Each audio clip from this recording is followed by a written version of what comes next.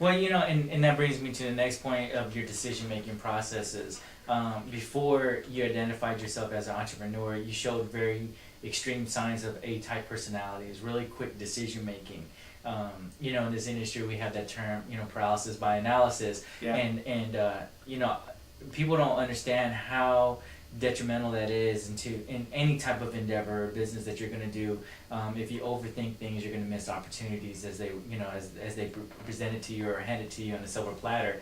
You're able to make decisions on the spur of the moment. Talking about where you were a day laborer standing in line and you're asking, well, how much do you get paid? And he's like $13 an hour, and then you turn over to the guy and he's a welder, and then how much does that line get paid? Yeah, that line's $17. I turn over. Well, then the third line, this guy I knew I couldn't fake welding.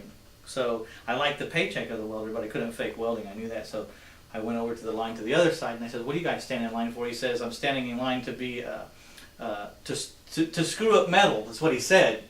Was he meant to screw it together, bolt it together, right? And I laughed at myself, and I said, "Well, how much do you guys get paid?" He says, "We get paid like $18 an hour or something, whatever the number was." And I said to myself, "I'm sure I can screw up metal." Because I was 18 years old or 20 years old, and we can just about screw up anything. Right. And for the right amount of paycheck, we would do it. So I got in the line and I started trying to fake my way through this interview process with these burly men in hard hats, and they picked me off like in a few minutes. And well, just as you're about to get shot down, somebody noticed you and noticed your ability to be able to make quick and decisive decisions. And kind of took you under his wing and kind of mentored you. Yeah, there was a one-eyed guy that was standing just behind these men that were doing these interviews. They had like Brown and Root, and I don't know, it wasn't Zachary, but they had all these big companies, and we were in this auditorium. Right when this guy was really getting aggravated with me because he's asking me all these ironworker questions, and I'm not coming even close to the right answer. And finally, the one-eyed guy taps the burly man on the shoulder, says, "I'll take him." And so, he became my new boss, and later on I found out, I said, why did you take me? He said, because I saw you switch lines from the laborer line over to the metal worker line, and I liked your decision-making process. And I always thought that was kind of funny because there's this whole room full of people, hundreds of people, and no one saw me or paid attention, but this one-eyed guy, he catches it. And it speaks true to his entrepreneurialism and spotting real talent when it's needed. Which is kind of how you and I met. I was selling advertising and ended up cold calling your building, trying to get you to buy some advertising, and we got to talking about real estate and how it was reading books to learn and dabbling and trying to figure it out. Joseph, I forgot about that. Yeah. So you just now reminded me. That's right. Yeah. You walked in and you said, "I'm advertising, but I'm not going to be in advertising for long." That's right. And then next thing I know, you're calling me and you're not in advertising. I'm not in advertising. But this guy can make a decision. He jumps with both feet. I talked to him one week. He's got on a suit and tie and he's selling advertising. He tells me he's not going to be doing it later. I'm thinking, yeah, okay, right. And then like a week later, he's not.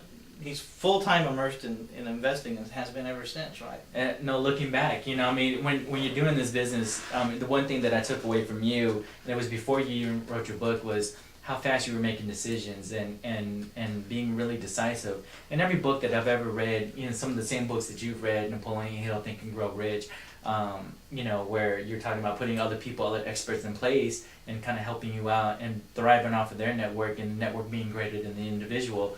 Henry Ford's story in Think and Grow Rich was, I don't need to know everything. I could push a button and have somebody who does know everything come in and tell me everything I need to know. So, and you took that principle, and during that brief 20-minute conversation, you gave me enough fuel and courage to say, you know what, I can do this, I'm going to do this. So I did. I think, 3-4 months later, I ended up leaving my job and went full-time. That was almost 2 years ago. It's a long time, but congratulations. Most people don't make it, They don't live that long.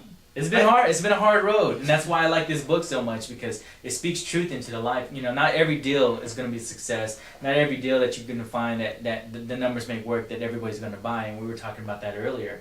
And it kind of goes to the recession and how. People didn't know we were in a recession until the news told us we were in a recession. All of a sudden, if they'd have just been quiet, we'd probably just be doing fine, Yeah, but they just kept all that $750 billion debacle to themselves. we'd still be out here. Having a new president take over and it would have fixed it, you know, and nobody would have known and been the wiser. But I mean, there's some very good things that have been coming out of this, you know. I think, in my humble opinion, I'm kind of curious what you're thinking, but I think right now we're kind of in a perfect storm scenario with real estate investing where it's not quite the 80s, but it's a little bit better because our interest rates are, you know, at an all-time low. So, you know, homeowners are be able to finance. We talked about, in your book, you talked about how in the process of you doing certain things, you ended up falling into other areas of real estate investing. Like myself, started off as a wholesaler, putting tying houses up under contract, and then selling my rights to purchase that contract to somebody else. And then ended up becoming a rehabber because I was getting frustrated. Nobody was buying these perfect wholesale deals. So I was like, I'll do it myself because they're good and I believed in it. I think the people that will get through this, first of all, it's going to be a great cleansing. Right. Everyone who was just taking the cream off the top, they're gone now, because it's a little bit harder now than just skimming the cream off the top. Right. The other thing is that the people that learn how to raise private money and can generate their own sources of capital outside of institutions are the ones that are going to stand up. It's the only reason I'm still here right now is I function off of mostly private money, and most of my people are between 60 and 85. Mm-hmm. They can't or don't want to start over again. I mean, nobody wants to, but they Right. really don't have the energy, or their best years are behind them. Mm-hmm. They're scared to death of the stock market, but they can't live off of 3 or 4%. Mm-hmm. So I'm offering them an alternative 8 to 10%, or whatever we agree on, and I give them first lien positions in these properties. I mean, that's how I choose to raise the money, and that's kind of my plan. Mm-hmm. But I talk about that a lot in the book about the difference between institutions and private money. Right. Private money is more expensive than bank money, but private money has a whole lot more advantages than bank money. But Right. bank money just has that; it's just very inexpensive. Everything else is downhill after that with a bank. Right. They're Right. slow. They got regulation. They don't want to hold their notes long. They want to see them go all around. See, the private guy, he's really fast. He wants his money out there 24/7 for 3 years, 5 years, 10 years. He doesn't care. Just keep sending him his check because that's what he's living off of. Right. So it's all different. I personally elect to pay a higher price and not be so involved in the banks. Not to say that I have been heavily involved in the banks, millions and millions, but I'm kind of going back now to the private money. And I think a lot of people are. I mean, I use private money in a lot of my deals as well, both wholesaling and rehabbing, because it's important. Because due to contrary belief, and gurus will always tell you, nothing down. There's no such thing as nothing down in real estate anymore. You have to put some money down to make the contract legal and binding, whether it be $10 or $1,000. There's still some money that comes out of the game. I kind of address that nothing down deal, but there's plenty of nothing down deals. But when you say $10 or $100, I'm considering that nothing down. I mean, that's really nothing in the scope of, at one time I control a bank for $1. Right. An old bank. It wasn't an ongoing concern. It was an old Shirts bank. It was defunct, but it had 2 safes in it. It had been made into a pub and some other things. But so I have this bank. I'm controlling this bank with $1, and I have X amount of days to get something going. Normally, what happens when you do a nothing down deal, you're gonna exchange time and knowledge and expertise for the money. Okay. You're gonna substitute all that, which is time is money. So in a way, you're right. There is no such thing as nothing. You have to give something. Right. It's either time or money, and if time is money, okay, because you could have been working someplace else. Right. So you're gonna trade time, expertise, and work ethic.